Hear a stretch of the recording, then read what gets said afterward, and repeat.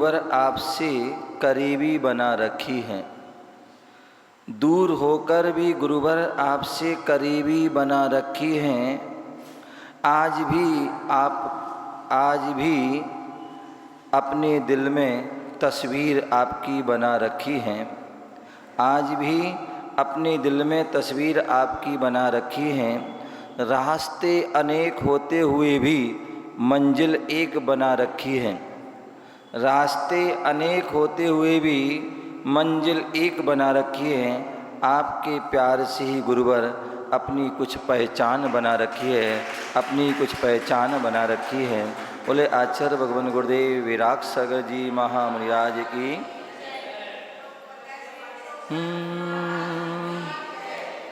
ये तो सच है कि भगवान है मगर फिर भी अनजाने हैं। धरती पे रूप गुरुवर तेरा उस विधाता की पहचाने है। ये तो सच है कि भगवान है मगर फिर भी अनजाने हैं। धरती पे रूप गुरुवर तेरा उस विधाता की पहचान। ज्ञान दाता है तू ज्ञान तुझसे मिला। ज्ञान दाता है तू ज्ञान तुझसे मिला। सुन के सत्य वचन मेरा जीवन खेला। ज्ञान दाता है तू ज्ञान तुझसे मिला। सुन के सत्य वचन मेरा जीवन खेला। छूटेंगे पाप सब दर्श करके तेरा। छूटेंगे पाप सब दर्श करके तेरा। ज्ञान हमको मिला क्या भला क्या बुरा। कितने उपकार हैं क्या करें। कितने उपकार हैं क्या करें। ये बताना ना आसान है। धरती पे रूप गुरुवर तेरा उस विधाता की पहचान है।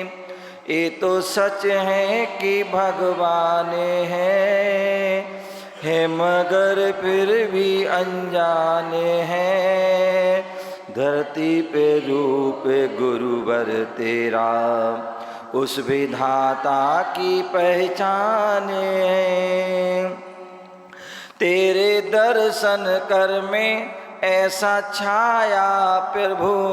होके दीवाना में चला आया प्रभु।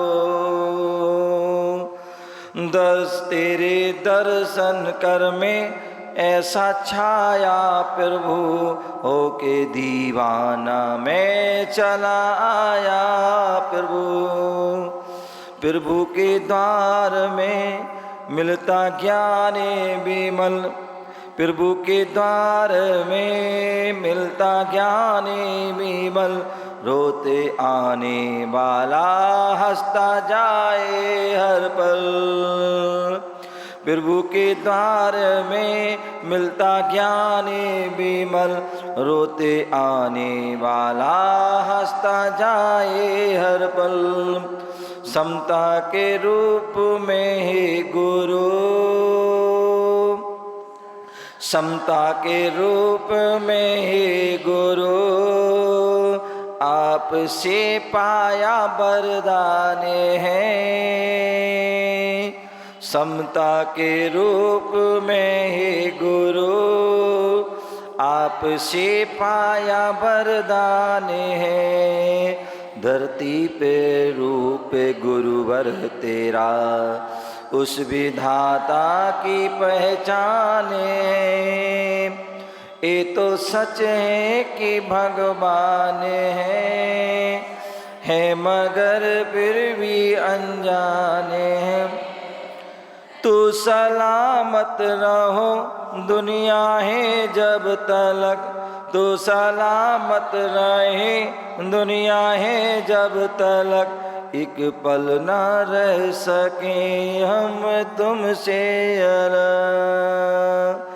तुम सलामत रहो दुनिया है जब तलक, एक पल ना रह सके हम तुमसे अलग। जो भी दर्शन पाए शरण तेरी आए, जो भी दर्शन पाए शरण तेरी आए, करके वो बेड़ा पार करे जीवन उदार। मोक्ष राही बनूं मैं गुरु, मोक्ष राही बनूं हे गुरु, सबके दिल में अरमान है, धरती पे रूपे गुरुवर तेरा उस विधाता की पहचाने। धरती पे रूप गुरुवर तेरा उस विधाता की पहचाने। ये तो सच है कि भगवान है मगर फिर भी अनजाने हैं। ये तो सच है कि भगवान है मगर फिर भी अनजाने हैं। धरती पे रूप गुरुवर तेरा उस विधाता की पहचाने, उस विधाता की पहचाने, उस विधाता की पहचाने। बोले परम पूज्य आचार्य भगवान गुरुदेव विराग सागर जी महाराज की।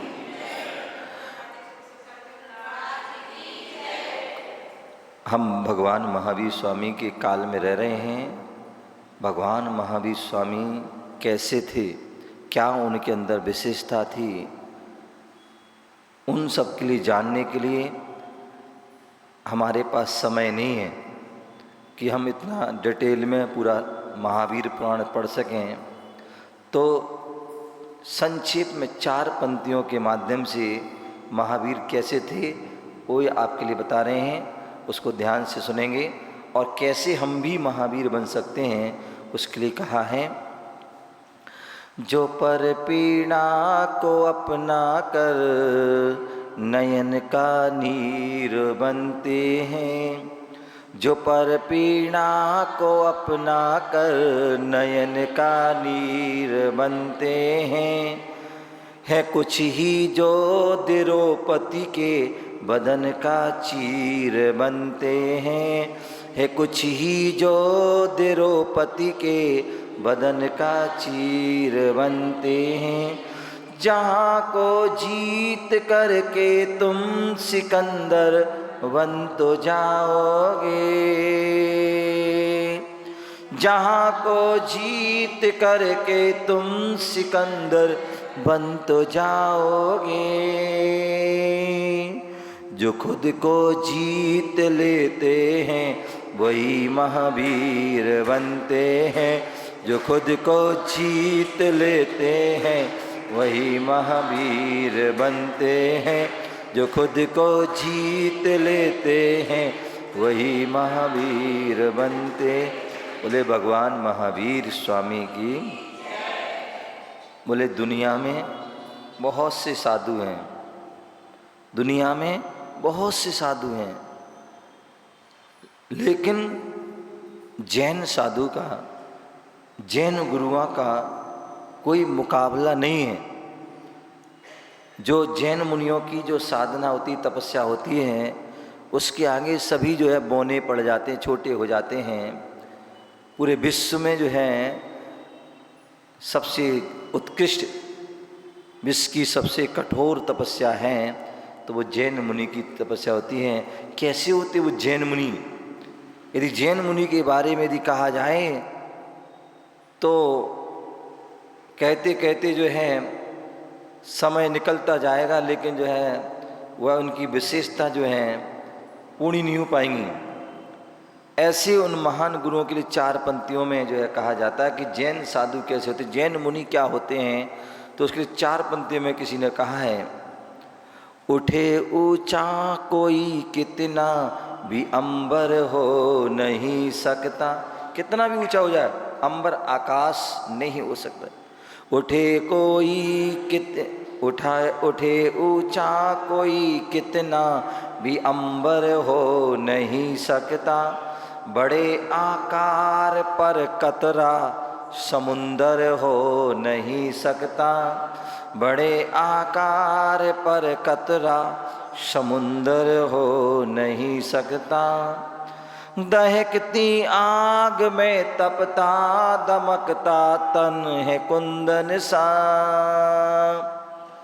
दहकती आग में तपता दमकता तन है कुंदन सा। यूं ही दुनिया में हर कोई दिगंबर हो नहीं सकता। यूं ही दुनिया में हर कोई दिगंबर हो नहीं सकता। यूं ही दुनिया में हर कोई दिगंबर हो नहीं सकता। बोले परम पूज्य आचार्य भगवान गुरुदेव विराट सागर जी महाराज की। एक महान आचार्य हुए, एक महान आचार्य हुए, तार्किक आचार्य हुए। क्या हुए? तार्किक। कोई भी बात को वह सहसा स्वीकार नहीं करते थे। वह पहले अपने तर्क, अनुमान, उदाहरण आदि के माध्यम से उसको जो है पूरे कसते थे, तब उसको स्वीकार करते। ऐसे वह महान आचार्य जब वह मुनि अवस्था में थे, कहते हैं जब व्यक्ति, आपने देखा होगा, अनुभव किया होगा कि जब व्यक्ति धर्म करता है तो उसके जीवन में परेशानी बहुत आती है। क्या अंशु भाई? धर्म करते हैं, जैसे धर्म करना प्रारंभ करता है, कोई नियम संयम करता है तो परेशानी, विघ्न, बाधा आ जाती है। आचार्य मुनि समुद्रबद्ध स्वामी, उन्होंने दीक्षा ली और दीक्षा लेने के बाद जो है गुरु के संग में थे। कहते हैं कर्म का उदय, अशुभ कर्म का उदय कब आ जाए कुछ नहीं पता। असाधा वेदनी कर्म का उदय कब आ जाए कुछ नहीं पता। कब आ जाए कुछ नहीं पता। गृहस्थों के आता है, उसके लिए तो अनेक प्रकार के जो है समाधान मिल जाते हैं, लेकिन साधु के लिए कोई असाता वेदनी कर्म का उदय आ जाए, कोई रोग बीमारी हो जाए तो जो है बड़ी परेशानी होती है।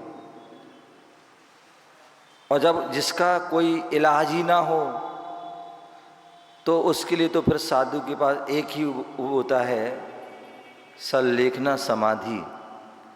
जब समुद्रबद्ध स्वामी ने दीक्षा ली और दीक्षा लेने के कुछ दिन बाद ही उनके लिए भस्म व्याधि रोग हो गया।